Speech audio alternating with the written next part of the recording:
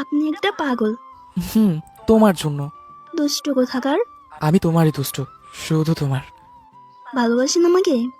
কেন, কোনো সন্দেহ আছে নাকি? হ্যাঁ, আছি তো। কিসের সন্দেহ? একদিন আমাকে ভুলে যাবেন। আর কি জানো শুনি? আর জানি অনেক দূরে হারিয়ে যাবেন। আর আর এও জানি আমাকে একটুও মিস করবেন না। আর আর বলবো না। বলো না শুনি, শুনতে খুব ভালো লাগছে। ভালো তো লাগবেই, সত্যি কথা যে।